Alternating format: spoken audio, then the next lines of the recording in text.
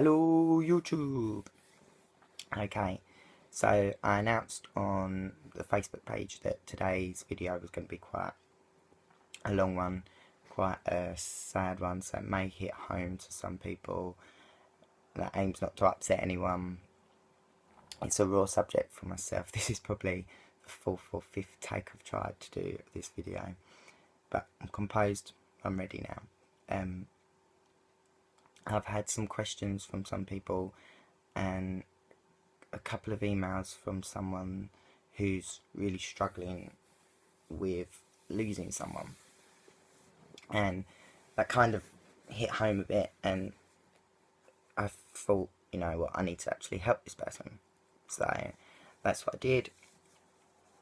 I gave him some advice, and now I'm going to give you some advice. In December 2012, I lost my dad to stomach cancer. It was a shock to find out that he had cancer, and it was so late in the time. When he passed, it didn't make it easier, but we knew it was going to happen at some point, unlike an unexpected death. Then in April of last year, a very, very close friend of mine called Jason, he had lung cancer and possibly blood cancer as well, but we never sort of got to find that out. So Jason had a very bad, not bad life, but he had a lot of troubles in his life. His dad unfortunately got Alzheimer's and sort of riddled away, and he's sort of bedridden, can't walk, can't talk. So he sort of didn't have his dad's support. He didn't know his mum. His mum walked out on him when he was really young. He lost his brother to leukemia, which is a cancer of the blood. So that really hit him, and he went off to work at Butlins.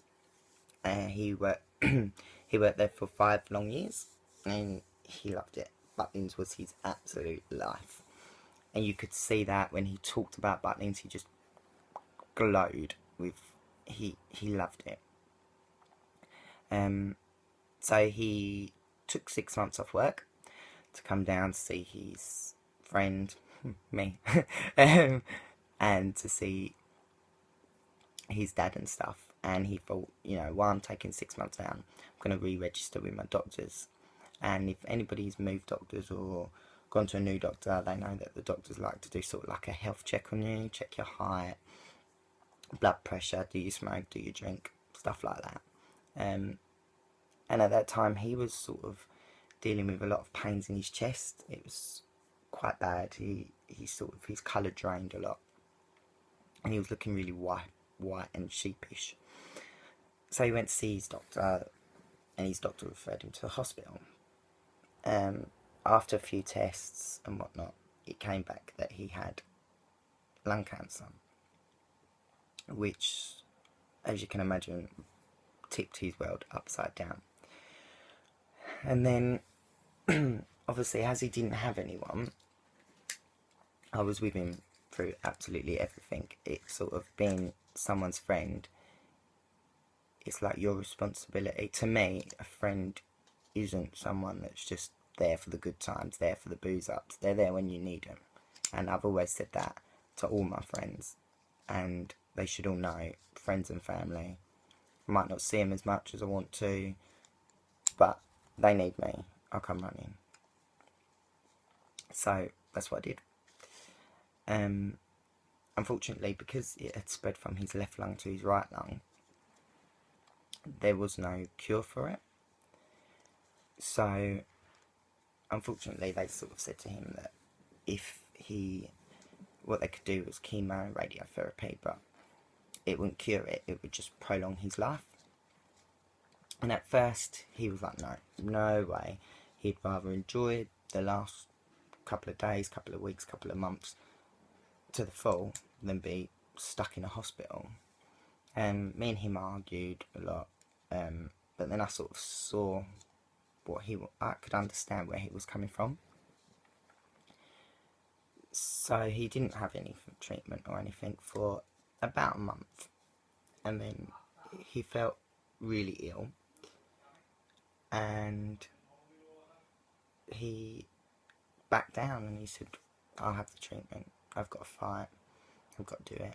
So he had the treatment, and he did so well. He carried on fighting, and he just knew that no matter what these doctors were saying, he was going to beat it.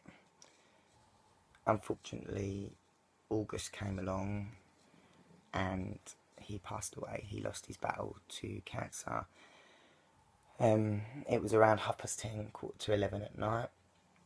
I was with him in the hospital, held his hand and said goodbye. And people that knew me and know me from April right through to August, past August of last year, was pretty much the worst time of my life. I hated it. And I sort of went to work and you slap on a smile like, yeah, I'm okay. When people knew real down, they just looked at me and they just knew I was crumbling to pieces inside. So how do you deal with grief? I think the first thing that you've got to understand is everyone's totally different, and everybody deals with it differently, and every situation is different. You know, I found losing Jason a lot harder than I did find losing my dad, and a lot of you would be a bit like, what? Me and my dad didn't have the best relationship, and that's probably because I was so stubborn. And there's other things involved. I love my dad to pieces, always will, but I could have seen him a bit more. Whereas with Jason, I was with him from the word he found out till the day he passed away. So that it makes it a lot harder, and I had to deal with a lot of things after his death. So if you're dealing with losing someone and your family maybe are dealing with their grief totally different to you, they might sort of bottle it all up, keep it to themselves and smack on their smile and be like, yeah, I'm fine. Or they may fall to pieces. They might be an absolute wreck for a couple of days, couple of weeks, couple of months. Don't think that you're strange if you're not crying, or if you're not, because everybody deals with it differently. When I lost Jason, I wanted to just hit the bottle. Totally honest with you, I could quite easily hit the bottle, and I'm not saying that I didn't have very, very drunken nights, because I did, but I wanted to drink solidly 24/7 just to numb it. But then I knew I couldn't do that. What's the point of doing that? I'm going to make myself worse, can make myself ill, and who knew, I could have made myself in the situation that he was in. So the one way I dealt with it was I went to work, I carried on as life was normal. I slapped on a smile and slapped on the old ego of, yes, I'm here, la la la, all happy. But then when I went home, I had sat in my room, and that was like a me to him sign. And people laugh because I say, sorry, people laugh because I say that he was a star, because all of a sudden when he died, there was this star that was so bright out my window, and I was like, you know, that's him. So I sat and talked to it all night long, just talking to this star. Some people may say it was him, others might not, who knows. The best thing to do, personally, I find, is talk. talk and talk. And if you don't want to talk to someone, don't want to talk to a friend or family, which I can understand, because especially if you're a guy, you can't show your emotions. So I get that. Just talk to yourself. Sit on here, record yourself, talk to yourself, pop it on YouTube, or talk to the spirits if you believe in that. You need to talk, don't bottle it up, because eventually your bottle's going to fill up and fill up and fill up and fill up, and it'll just take the littlest thing, something that you'd normally just shrug off, and you'll pop. You'll either explode and scream and shout at people that you don't mean to scream and shout at, or you'll just sit and cry and cry and cry and cry, and that's not good either. So it's all about finding your comfort area, finding what you find is best for you, and sorry, and dealing with it like that. There's also so many things that you can look out for nowadays. If you're losing someone or you lost someone to cancer, there's Macmillan. They're brilliant, absolutely brilliant. You cannot fault them. They helped me a lot. They were with me a lot. Brilliant. If you don't know, there's websites, there's Google searches, there's videos on YouTube. There's so many things. Just know that you're not on your own. Everybody out there, unfortunately, will have to go through losing people, and it's hard. It is hard.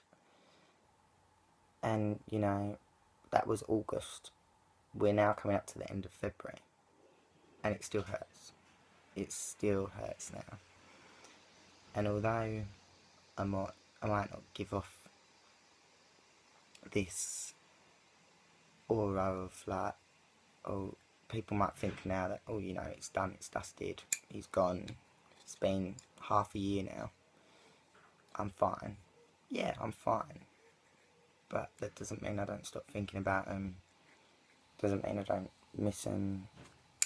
Little things. There's stages in my life at the moment where he would have been the person that I would go straight to talk about the stuff, to rant, to have a little karaoke or sing star.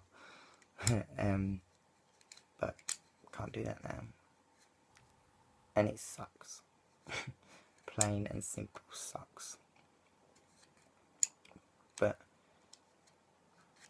even when you're low, and I've been low, and then I've been low, pick yourself up, get out the door, go for a walk, go for a cycle, go for a run, go and have a drink, and I mean don't drink your sorrows away. Go to work, keep carrying on like nothing's happened, but it's happened. You've got to mentally deal with it, because unfortunately life's a bitch. You can't go back. And don't dwell on the things, I should have done this, I could have done that, you know, I could have seen my dad more often, I could have made more contact. But if you keep living like that, you're never going to be able to let go. And that's hard. That's really hard.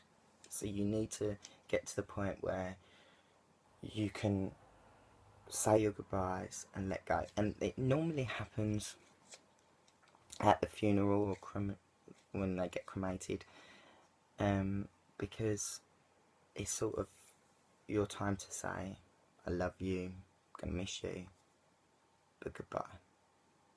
And once you sort of walk away from that, it's not the end. It's not like, oh well, they're always with you, no matter what. And if Jason's watching me now, he's probably looking down thinking, what is he doing? But they're always with you. But you need to sort of put a barrier at it. Don't keep letting it slip back, because it's only going to make you worse and worse. Don't turn to drink. Don't turn to drugs. Talk to people. Get someone. I sort of unloaded everything onto a couple of people in my life. And it wasn't even family. It was close friends, very, very close friends. But they are pretty much like family to me.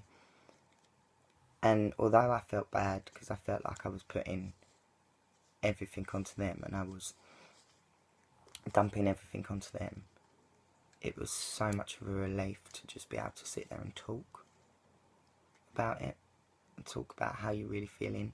And they were the sort of people that knew when I'd go to work or when I'd go and see them, and I'd go, hi, like, you're alright? And they'd be like, yeah. And they could just look right through me. You know when someone gives you that look as if to say, you're not alright. So, it's good that I had those people. No matter what, everybody's got those sort of people.